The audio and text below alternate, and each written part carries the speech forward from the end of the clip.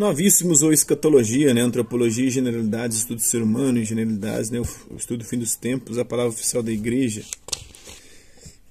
Aos 17 de maio de 1979 foi promulgada uma declaração da Congregação para a Doutrina da Fé, que incute a distinção entre corpo e alma. Essas são as afirmações principais. Essa sagrada congregação, que tem a responsabilidade de promover e defender a doutrina da fé, propõe-se hoje recordar aquilo que a igreja ensina, em nome de Cristo, especialmente quanto ao que sobrevém entre a morte do cristão e a ressurreição universal.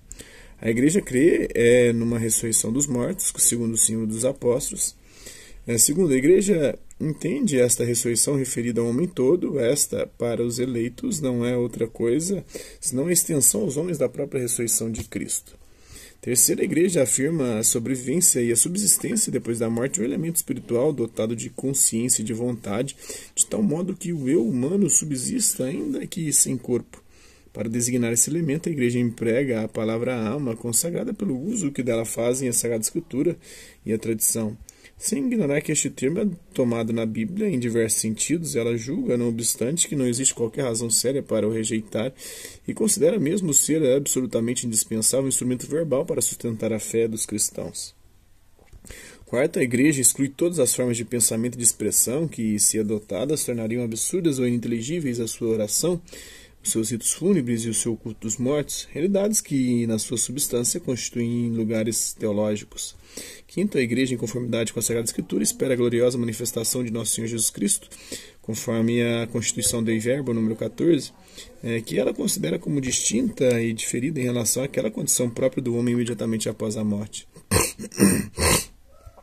Sexta, a igreja, ao expor a sua doutrina sobre a morte ou sobre a sorte do homem após a morte, exclui qualquer explicação que tire o sentido da assunção de Nossa Senhora naquilo que ela tem de único, ou seja, o fato de ser a glorificação corporal da Virgem Santíssima, a antecipação da glorificação que está destinada a todos os outros eleitos.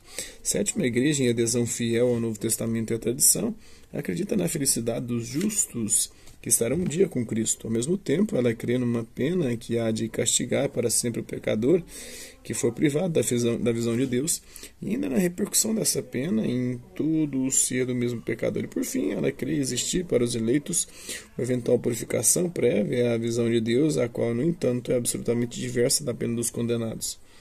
É isso que a igreja entende quando ela fala de inferno e de purgatório.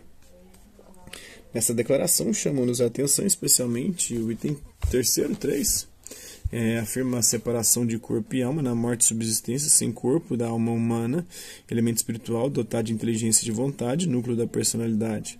Os itens 5 e 6 ensinam que não coincide entre si a hora da morte de cada indivíduo e a parousia, a manifestação final de Jesus Cristo. Se alguém morrer em 1993, não creia que assistirá imediatamente ao fim do mundo, alegando que após a morte não há futuro nem passado. A ausência de futuro e passado, o regime da eternidade, é de Deus só. A criatura que deixa esse mundo emancipa-se do tempo, mas não passa a viver o regime da eternidade. A sua duração será medida pelo evo, ou por uma sucessão de atos psicológicos. Como se dirá, a gente vai ver em outras oportunidades aqui. Ontem se encontra um transcrito do texto da Congregação para a Doutrina da Fé sobre o que é isso, o evo. A lição 3, observações de ordem geral. Antes de entrarmos nas diversas unidades do Tratado dos Novíssimos, importa-nos tecer algumas considerações de ordem geral. A ênfase modifica-se.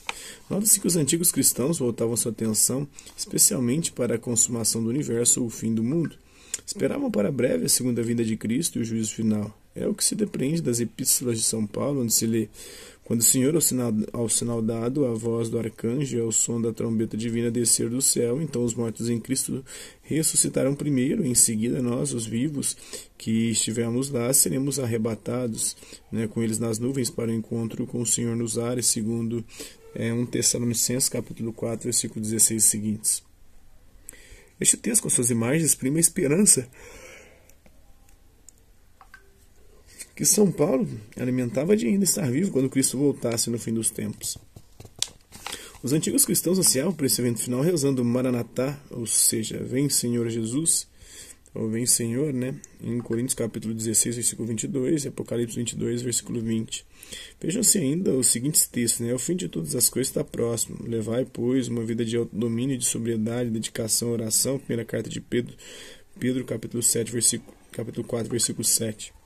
Esperai com paciência e fortalecei o vosso coração, porque a vinda do Senhor está próxima. Em Tiago capítulo 5, versículo 8. Nossa Senhora Badia. Está próxima. Já tem mais de 2000 anos. Todavia, já que os decênios se passavam e o fim da história não ocorria, foi se deslocando a atenção da consumação do mundo para a consumação de cada indivíduo. Com outras palavras, se prevalecendo o interesse pela morte pessoal como encontro com o Senhor. Mais e mais foi se empalidecendo a expectativa da próxima vinda de Cristo como juiz universal. A piedade medieval deixou-nos vários escritos sobre a morte e os acontecimentos finais concernentes ao ser humano individual. A meditação sobre os mesmos incitava os fiéis a uma vida santa e fervorosa. O século XX, porém, nem a consumação do universo nem a do indivíduo merecem a atenção da sociedade em geral. Instaurou-se a aversão generalizada à temática da morte e de seus concomitantes. Registra-se a tendência a afastar qualquer sinal de tais realidades, como se dirá mais explicitamente numa outra oportunidade. A gente vai falar também aqui, em outros módulos. Tal tendência, porém, representa uma fuga ilusória. A morte é a única certeza que o ser humano possa ter desde que nasce. Diz-se comumente, daí a importância de nos dedicarmos a tal tema nos módulos deste curso. Então é isso aí, espero que vocês tenham gostado do vídeo. Quem curtiu, dá um like, não curtiu, dá um dislike, se interessar pelo conteúdo do canal, se inscrever, ativar o sininho e guardar as próximas vídeos, as próximas notificações. Passa a vista, babies, até a próxima.